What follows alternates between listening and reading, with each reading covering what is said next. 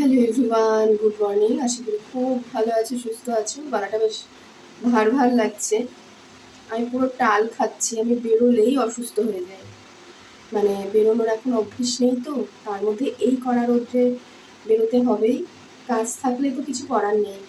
তো আজও বেরোনোর আছে। কালকে তো মানে পুরো গোটা দিন গেল বাইরে বাইরে। আজকেও বেরোনোর আছে। মানে কাজটা করতেই হবে। আর যখন পরে বেরোনো তখন ব্যাক টু ব্যাক এমনভাবে পড়ে যাতে পুরো তুমি কাহিল হয়ে যাও। সকালবেলায় একটা ওষুধ দিলে ফেলেছি, মানে পুরো মাথা ভার হয়ে রয়েছে। কালকেও খেয়েছি, কিন্তু ঘুম থেকে উঠে দেখছি সেটা হয়নি, মানে পুরো যায়নি মাথার যন্ত্রণাটা। আর রোদ্রে বেরোনো মানেই আমার কাছে, যেহেতু মাইগ্রেন সাইনাস এইসবের একটু প্রবলেম ভালোভাবেই আছে, একটু বলবো না, তো মাথার যন্ত্রণা, মানে রোদ পড়লেই মাথার যন্ত্রণা শুরু হয়ে যায়। বেরোতে তো হবেই, তো বেরিয়ে যাই। পড়া রোদ, সকাল সকালই যথেষ্ট রোদ। তো এই হলো ব্যাপার। এখন একটু কফি খাবো। কফি না খেলে আমার এই ঘুম ঘুম চোখটা কাটবে না। তো এই হলো ব্যাপার। সুস্থ থেকো, ভালো থেকো। বলবো না বাইরে বেরিও না। বাইরে তো বেরোতেই হবে, কাজের সূত্রে, আড্ডা মারার সূত্রে নয়। অনেকে আছে আড্ডা মারার সূত্রে বেরোয়, কিভাবে বেরোয় জানি না।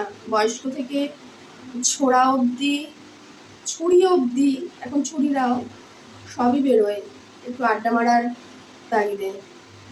মানে বয়স্কদেরও কি বলবো, সেদিন দেখলাম অ্যাক্সিডেন্ট হয়ে, রেলগেট ক্রস করতে গিয়ে অ্যাক্সিডেন্ট হয়ে পড়ে রয়েছে।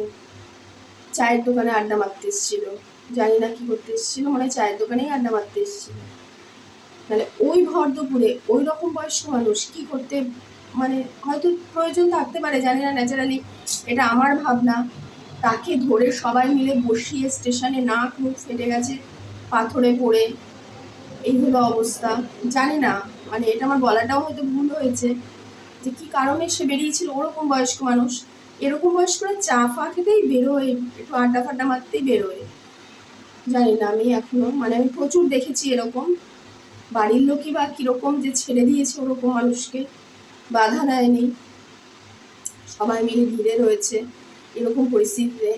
আমার তখন কিচ্ছু করার ছিল না যে সামনে যাব, জাস্ট ঘাড় ঘুরিয়ে আমাকে চলে আসতে হলো, কারণ আমার ট্রেনটা পাস হয়ে যেত, আমি ট্রেনটা ধরতে পারতাম না। কালকের ঘটনা। এই হলো ব্যাপার। খুব সাবধানে থেকো। অসহায় মানুষ, অসহায়, মানে এই এই পরিস্থিতিতেও যদি মানুষকে বেরোতে হয়, আমরা সকলেই অসহায়। মানে এই হলো ব্যাপার। তো টাটা, এই অবধি থাক। পরে যদি ব্লগ দিতে পারি, সুস্থ থাকি, তাহলে অনেক কিছু বলার আছে, কিন্তু বলতে পারছি না। এসে বাড়িতে কোনো কিছু এনার্জি পাচ্ছি না, আমার এমনিও গরম এনার্জি পাচ্ছি না। তো আস্তে আস্তে সেইগুলো ডিসকাশন করব। বলার আছে অনেক কিছু। হয়তো কারো চোখ খুলতে পারে এই বলাটুকুতে, আবার নাও খুলতে পারে, জানি না কি হবে। এই হলো ব্যাপার। তো এই মুহূর্তে টাটা।